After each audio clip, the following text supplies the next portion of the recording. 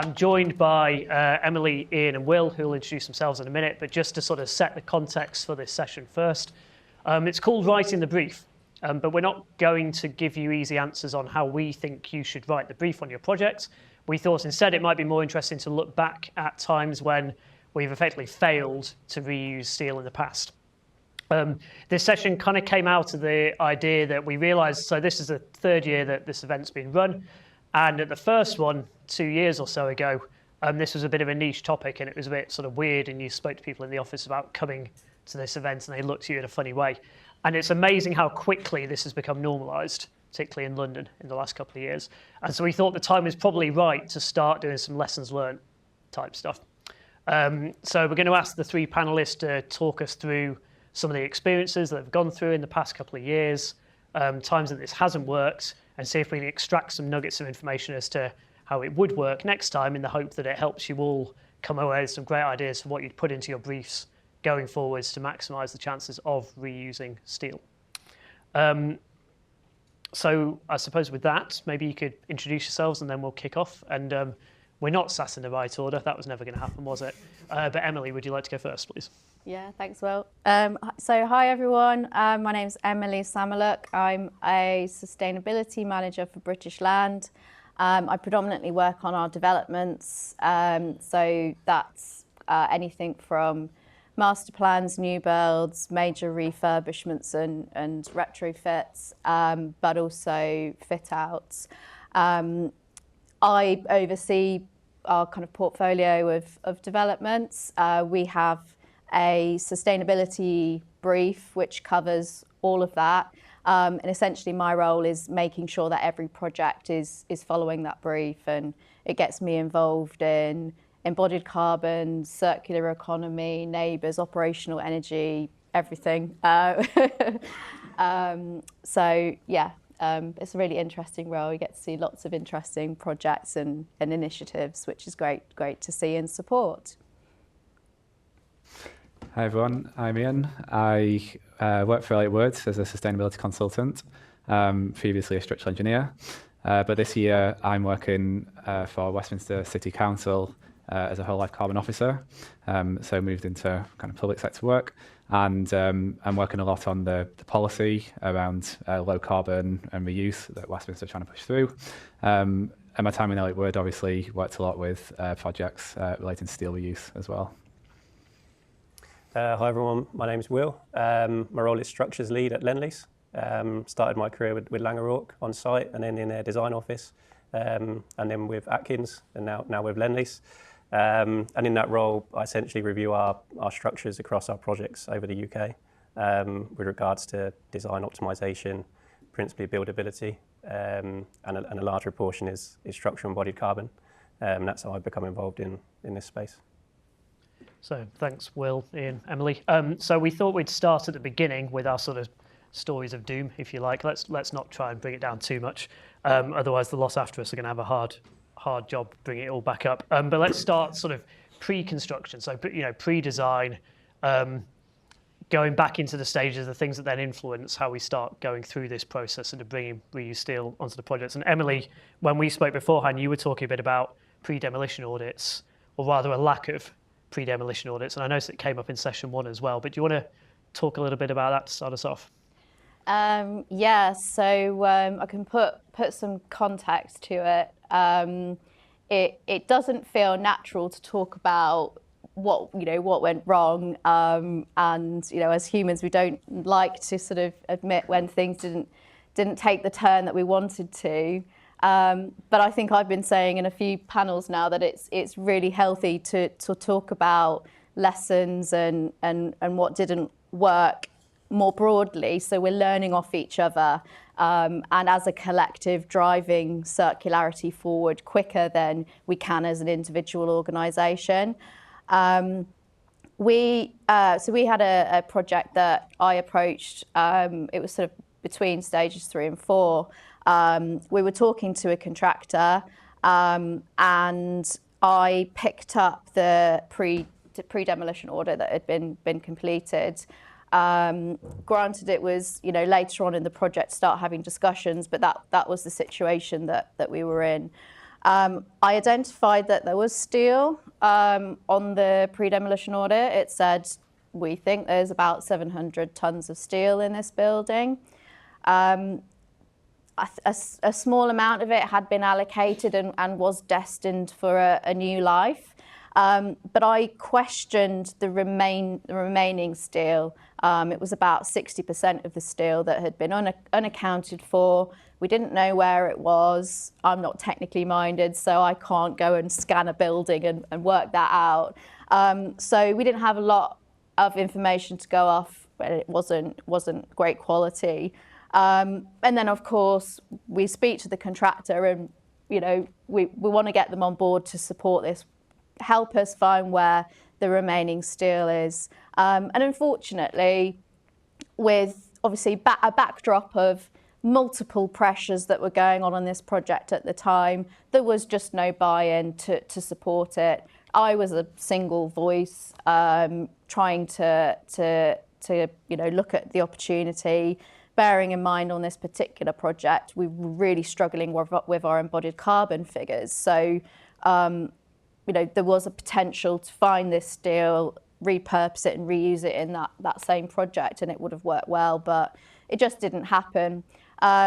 So I think reflecting back, obviously, I think there's three elements that I teased out of that particular experience. And obviously the first thing is awareness and buy-in from whole teams, and I think we're all here because we're interested in the subject and the conversation, but that needs to be replicated across all of our organisations. And equally, when we're speaking to a contractor, we need that contractor to have that capability more embedded across that organisation and not just in the pockets of excellence that we have seen.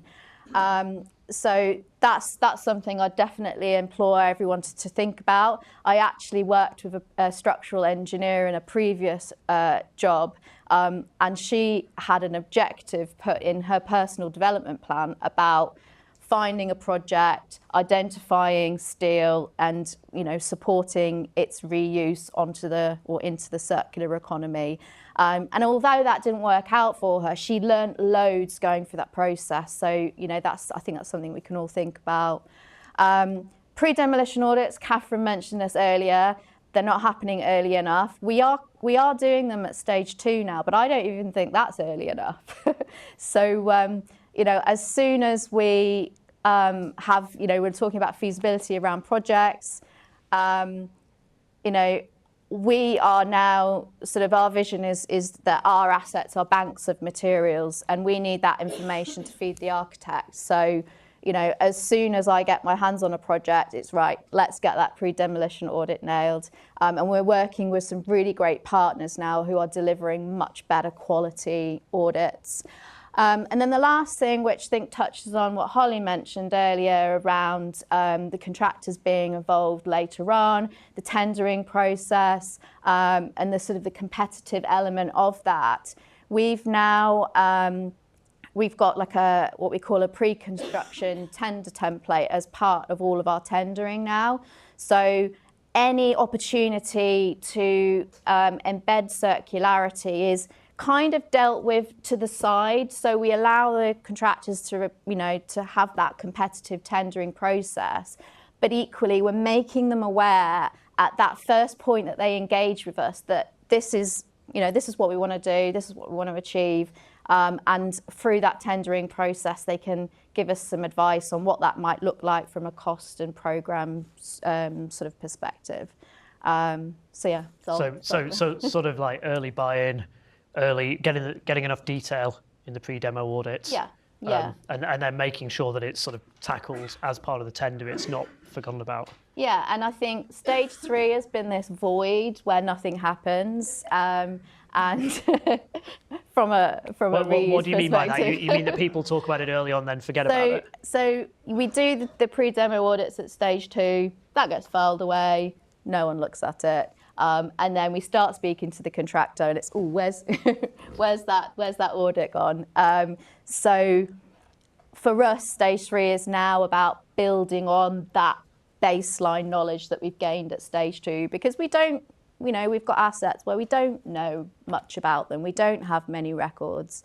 We're addressing that, but we're starting to involve more stakeholders, more suppliers in those earlier conversations to get more information about our buildings, so when it gets handed over to the contractors to tender, they've got more to go off.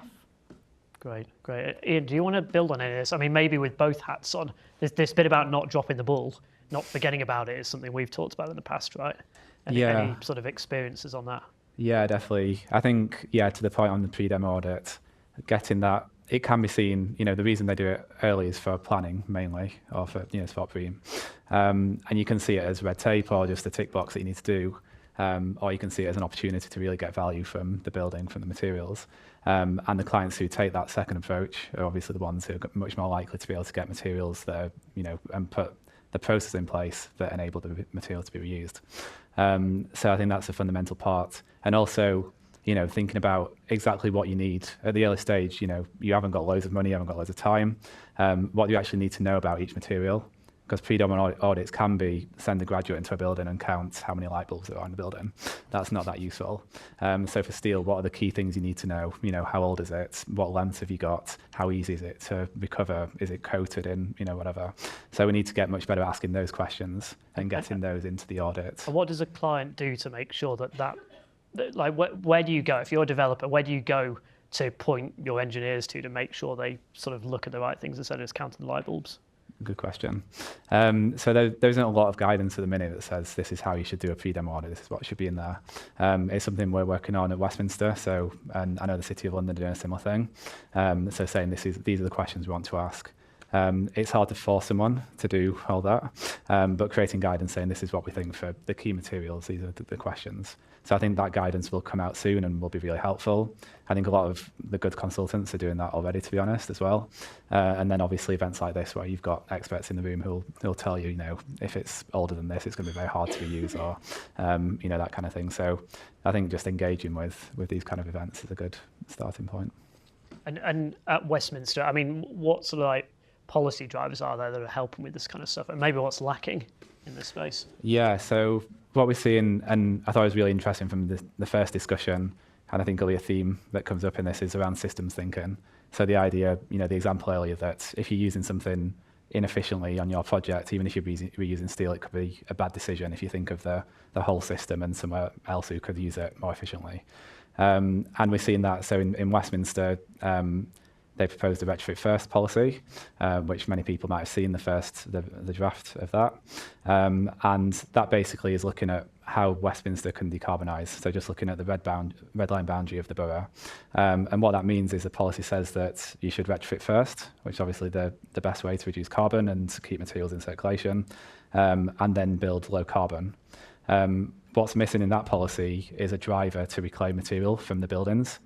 Because from Westminster's point of view, most of the materials that's reclaimed will probably go elsewhere, so they won't see the benefit of that material coming out. So there isn't a strong reason why Westminster would put that into policy.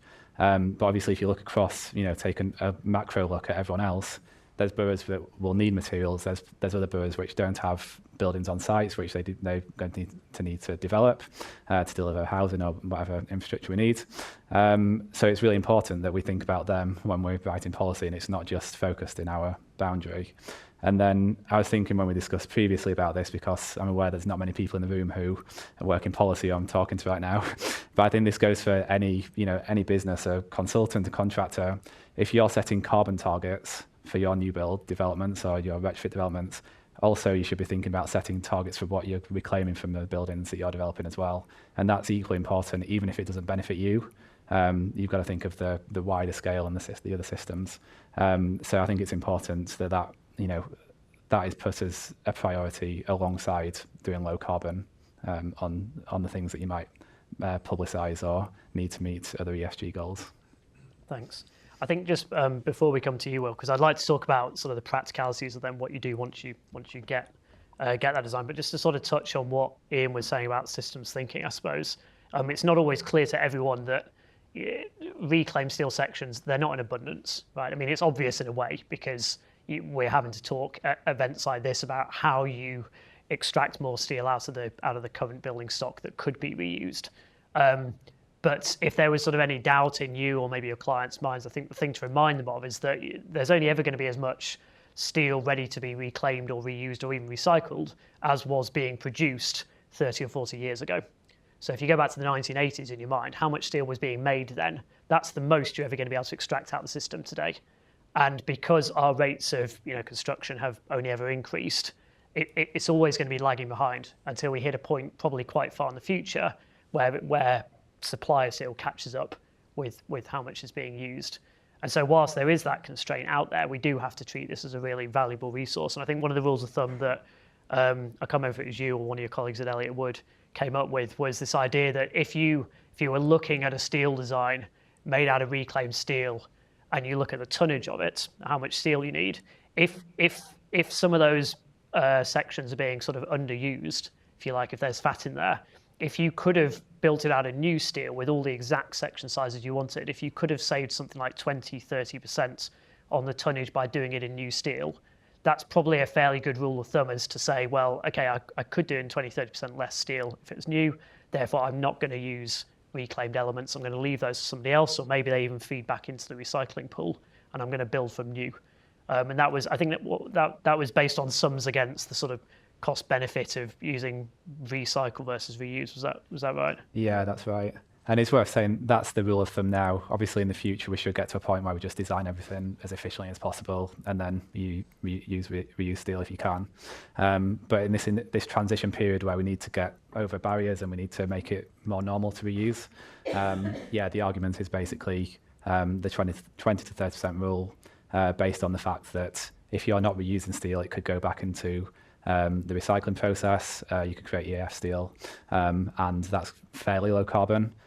So if you're reusing it, you're preventing it from being used in that purpose, and that inefficiency is about 30% in that system. So Will, so let's assume now that our brief has got our pre-demo audits being done in the right way, to the right level of detail at the right time. Let's assume we've got people around the table. Let's assume we've not forgotten about this at stage 3. And let's assume that the sort of drivers there in place to make sure that there's steel being extracted as well as a demand for it being reused. What's the biggest challenge to you then as a contractor when you then pick up that brief and you turn up to site and you're meant to start by deconstructing a steel building? What happens then?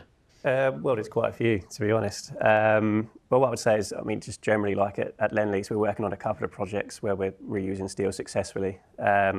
And I think, come back to your first point, actually, it's an amazing space we're in now where on every single project that we look at, we're talking about reusing steel, whether it be the whole structural frame or whether it be 6, SHS columns supporting a cafe roof at the top. So it always gets discussed.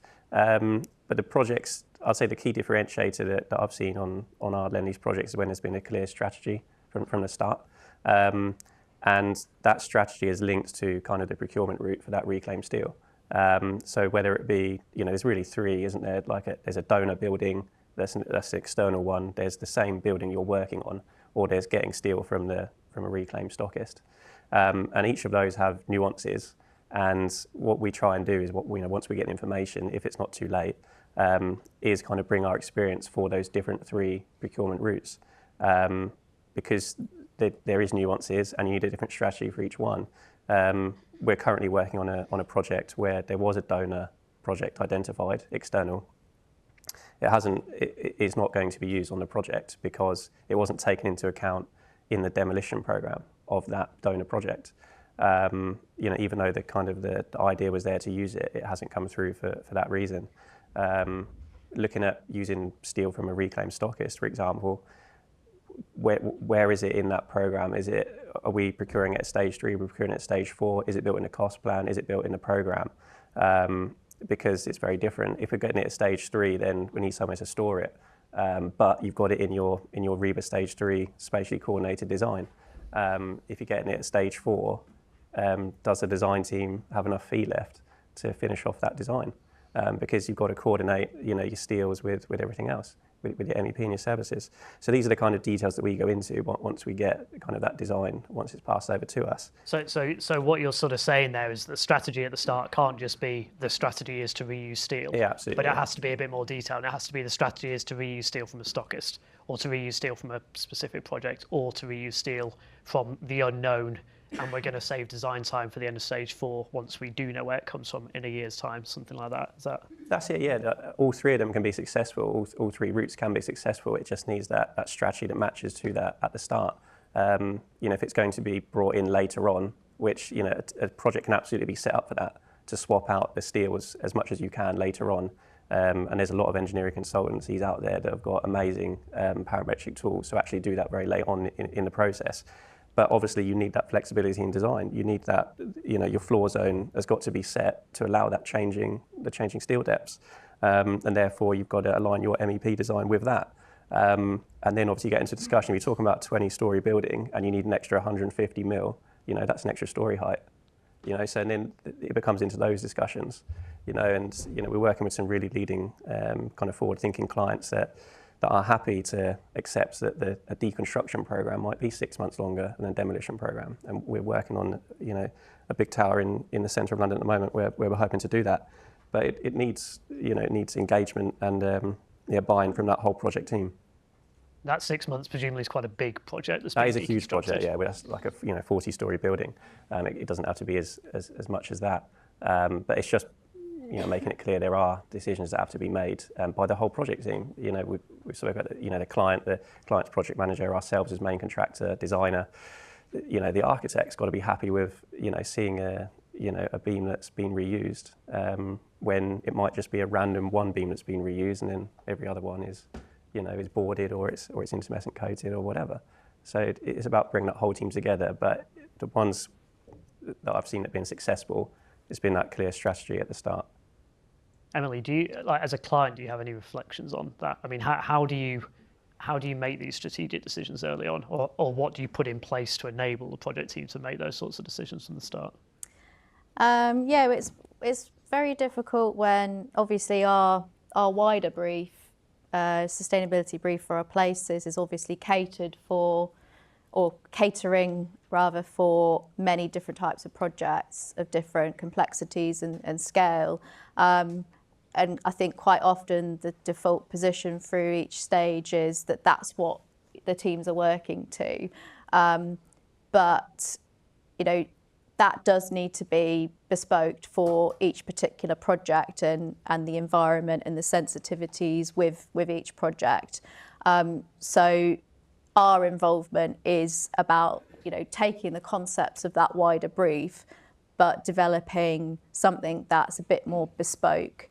I think in terms of the routes for procuring steel, we try and sort of leave stuff as open as we can, I suppose, to be able to tolerate the markets and the availability. So I think with the structural designs, what we're sort of starting to push more towards is a design that can cope with a certain percentage of reclaimed steel, but then when it comes to the point of procurement, we obviously will make the most of what's available to us through the stockists, but equally we've got that fallback for other routes of steel procurement to ensure that the project still goes ahead.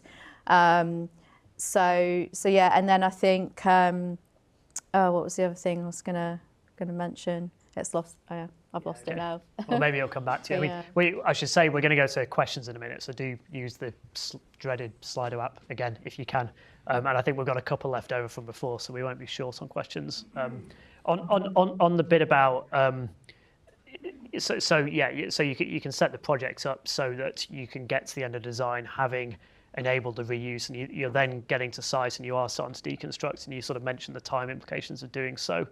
On top of allowing time to deconstruct, is there anything else, Will, that you would want to see fed in earlier on through briefs and so on? Yeah, again, there's a few, and obviously we don't have time for everything, but happily to discuss it with anyone at the bar after. But one topic I did want to say was temporary works, because I think it's a really interesting topic, doesn't get too much coverage. And actually we see it on a lot of briefs, like, okay, you can use your reclaimed steel for temporary works, and then it's left. And I think it does need more discussion because, well, for a start, temporary works are now included in the RICS, second edition guidance when you're doing your LCAs. And temporary works can really add up to quite a large sum. Most of the projects I work on, there's significant temporary work schemes, whether it be a facade retention system, lateral stability for a deconstructed building. And when we're talking about, just a recent project that I'm working on, it's a facade retention scheme. It's got about 200 tons of steel, just in that scheme alone. And if we're looking at those numbers that we saw earlier, like 2.5 tons of carbon per ton of steel, we're talking about 400 tons of carbon, so that's 400,000 kilograms. Divide that by typical GIA of 40,000, you're looking at 10 to 15 kilograms of embodied CO2 per metre squared GIA added onto your project already. That wasn't originally accounted for. So, and the added complication with temporary works is normally need it early, because it's the big temporary work schemes go in to demolish a building. So these are other challenges we find. And then the two projects that we're actually doing kind of on site at the moment, we had a lot of lessons learned. A couple of the big ones would be, it's been a lot easier to take out the big primary steels, because there's been a lot less damage when we're actually demolishing them. The smaller steels, just typically using demolition methods, they're a lot easier to actually damage on the way out. Because the bits of steel are thinner and therefore they get dented more easily. So yeah, absolutely. Yeah, absolutely. We had issues with some primary beams where the demolition technique, you're essentially twisting out the secondaries that are coming into it, and then you're ending up with your damaged primaries. And it was a great comment earlier on about how the typical demolition kind of cut method is diagonally. We investigated various different methods for trying to get out, demolishing out the best way of taking out your steel beams. And we ended up with a straight cut as being the quicker one, but it might not be the safest. So there's so many, different kind of competing elements that are going on when you're actually on site. But you've got to have that, flexible time. Yeah. It strikes me that the temporary works thing should be an opportunity for contractors to really make the most of this, because of course you can specify your temporary steel for one building, and then you can then line up another Lend-Lease project that's going to happen where the program works, and you can port it from one to the next and so on. I mean, do you have those sorts of conversations about just keeping it in-house, as it were? Yeah, we absolutely do. We do have those conversations in-house, and I think temporary works, it really is that you have to go through the same design process as permanent works. So you're still going to have your steel beams tested and certified, and a lot of those schemes, the complex ones, there's a lot of spatial constraints there as well. So ultimately, it is quite difficult to actually reuse the same section. And typically where you are reusing things, it's mainly props, because you've got the adjustable height on them, you've got the tilt plates, all of that. So for those typical ones where you're using on a different project, you're using props, so that's a lot of reuse. But the more difficult challenge is the complex bespoke temporary works. With the same challenges that I mentioned. Yeah, no, of course. I mean, maybe we could design complex temporary works out of our designs in the first place. Yeah. That might be even better. I think we've probably got some questions by now, so can we sit them up on the screen and see what happens? Thanks, Steve. Good. Right, let's get started then. So let's just pick the one from the top and go through it, and then maybe if you we'll ask a couple from the screen, and then we'll see if any hands go up in the room. So could the panel share some insights into managing the price uplifts added by fabricators and main contractors for reclaimed steel versus new? I don't know, maybe Will, do you want to? Or... Yeah, I'm happy to. What do you guys want to? Yeah, I mean, it's different per project, and I think that's probably come across in the two sessions so far. That every project is different. On some projects where we've seen that there's been a very large saving, in cost by using reclaimed steel rather than new, and then in a couple of other ones it hasn't been built into the cost plan. So I think it was a great point that Holly made about competitive tendering, because that is a huge issue. Because if the original program and the original cost plan did not allow for reusing steel, once you've seen a quick program, it's quite difficult to go back. And with regards to the price uplifts, I think the best way of dealing with it is having a provisional sum, early on, so that the main contractors tendering, essentially, from my point of view, go in with, what on a level playing field. But there's a provisional sum for all, to allow for those price uplifts that may occur. But I think in a lot of cases, when you're considering the price uplifts from taking away the steels, having them tested, having them fabricated and bringing them back, it's still a lot of the time cheaper to do that than buy new steel.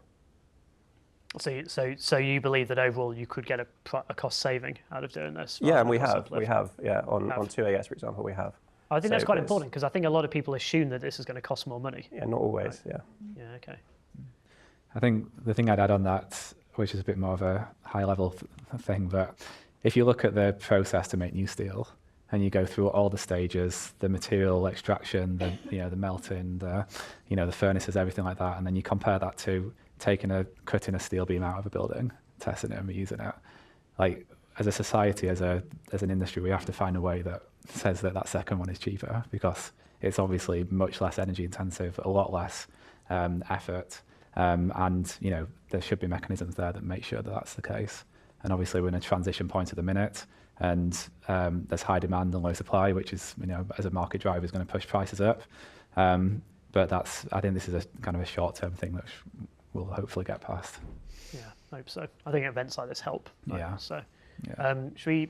I don't know, Emily. Do you want to come in on the next question? I know, Maybe I was so. looking at that, thinking Incentives about that to comes existing me. building owners to ensure that steel is reused effectively if you're not going to benefit from it on your own projects. Yeah, it's really hard because there aren't many direct incentives. I mean, there's links to cost, potential links to planning in terms of, making a scheme look favourable, and kind of articulating the wider benefits that a particular project might have, more holistically. But, internally, the driver is embodied carbon, and it doesn't really play into the credentials of a project in driving that down. In terms of my colleagues and, their objectives, it's, predominantly around that reduction. But what I will say is where I've had conversations with colleagues about demolition, and identifying steel and making sure, at least as a minimum, we are feeding that into the circular economy to benefit other developers.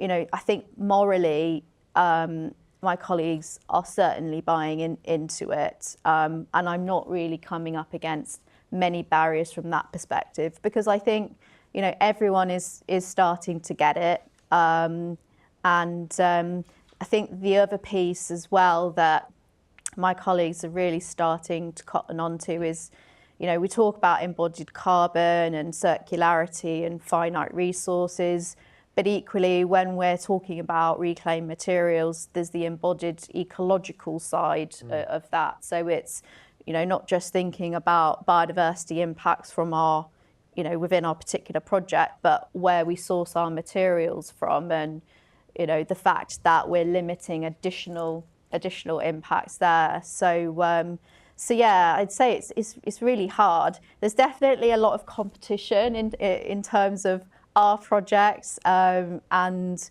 my development colleagues. That drives a lot of change and a lot of behaviour. But yeah. So it sounds like at the moment it's based around moral and doing the right thing rather than maybe commercial drivers. Yeah. But it's interesting, isn't it? Because if you look at like I don't know, Pret a Manger, Tesco, Sainsbury's, whatever, waste food at the end of the day that they'd always reduce it in price, but then if no one took it, it'd get thrown away, and that had always been the case. And it's only in recent years that you see a lot of these schemes where they say we give it to charity, we give it to homeless people, we give it to people who will eat it, we make it free for the final hour that we sell stuff for, those sorts of things. And presumably that's not a commercial decision in terms of, oh, actually we can make more money out of it if we give it to a homeless charity. It's being done for other reasons that's then being commercialised, I suppose, or it's being seen as a good thing to do. And that gives me hope that we'll end up in the same place with topics like this, where it'll become completely bizarre, the idea of throwing steel away to be taken away to recycle, if we haven't taken every opportunity we can first to reuse it. Yeah, and I think the point I was going to talk about earlier that I forgot, and it's come to me now, but I think, there sort of was an element of selfishness, I think, with regards to certainly the way the embodied carbon and projects has made us think. And I think the avenue we're now going down is to be less selfish with the materials that are coming out of our projects, because, there are too many complexities. program never works. We can never get our portfolio programs to line up. There's always the concern about storage and how much that's going to cost. So actually, it makes more sense that we just focus on getting stuff back to the manufacturers, back to the suppliers, back to the stockists, to enable other developers to benefit from that. But in turn, you know, if they then replicate that when our time comes, we're increasing the chances of that being available to us. Yeah, so you know that overall, in an indirect fashion, there will be benefits if everyone does it. You just don't want to be last to do it, kind of thing. Ian, do you want to add? I was just going to say, I think there's a strong role of planning and policy in this as well, in terms of creating that need. Obviously, at the minute, we're seeing carbon being a huge driver for decision making and its change, and that's the focus point. And I know there's brilliant work that EMR are doing on trying to create a metric of, you know, a metric for your existing building to measure the circularity or the value loss of material from different decisions. And I think if you can get that right, then that's something you can start to put into policy and say, you know, if you've got steel that's after this date or is certain lengths, then you've got to recover it. If you don't, you pay a tax, or, you know, you might be refused demolition on a project. So I think these are things we can do. But I don't think we've quite got there yet in terms of circular economy metrics, definitely ecological impact metrics. You know, we know these inherently, you know, are issues that we're not currently addressing when we just do a whole life carbon options appraisal. There's all the wider impacts of material extraction, waste, etc. But we haven't really got metrics or targets or any meaningful way to kind of measure against different projects and to lead to better outcomes on those. And I think if we get that right, then it might be a bit of a carrot and stick, or it might be the stick to begin with, and then, you know, there's incentives later. But it's classic legislation terms, right? Because it's where the free market isn't going fast enough by itself to do it. It needs a bit of a sort of, you know, step back, hang on. As society, it feels like a really silly thing not to do. Can we please just put something into planning to force everyone to try and do it? Because that's what we'd all rather see happen. Absolutely. That's kind of where a lot of legislation comes from, right? Yeah, and it's really great, like this kind of event and what everyone's doing in this room is going to drive that change, because as soon as people are doing it, you can say, we've got case studies, it's, you know, we've got protocols, we've got all this in place, then you can actually put it in place. Because if you don't have that, you try to put a policy in place and, you know, the objections. Yeah, the backing for it, Do we have any questions in the room? We've got about 5 minutes left. So are there any burning questions, or can we keep going with the ones on the screen? Excellent, we'll keep going with the ones on the screen. So next one is designers boosting perceived demand beyond just being vocal about steel reuse on their own projects. I mean, Ian, maybe again, do you want to start on this? Targets for percentage reuse into specs? Is that a good idea, or is there nuance to it that we need to think about? There's certainly nuance, yeah. I wouldn't personally advocate for doing that kind of thing in the specification. I go back to that side of the supply-demand balance. In terms of what we can do, I mean, the Engineers Reuse Collective for engineers, I'd say, join that group and talk. I mean, at this stage in the process, that collaboration, finding projects, identifying places, and learning from those who've done it is really the best way to do it. And the other one, which I was kind of going to mention earlier, but is the engagement as well.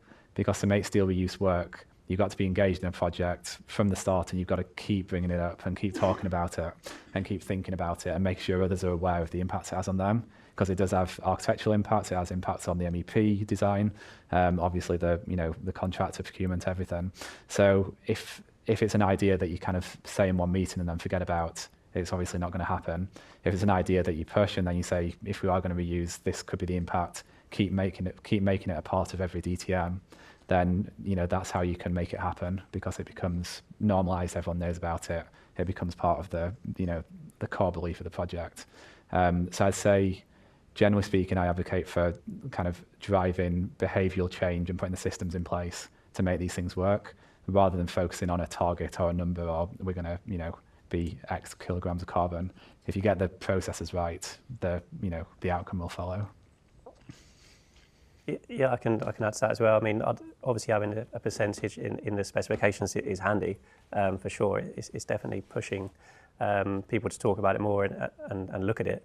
Other things that can, you know, I'd recommend is, finding out that strategy at the start, and if there is a donor project, you know, speaking up and going to see that project ASAP and carrying out the survey.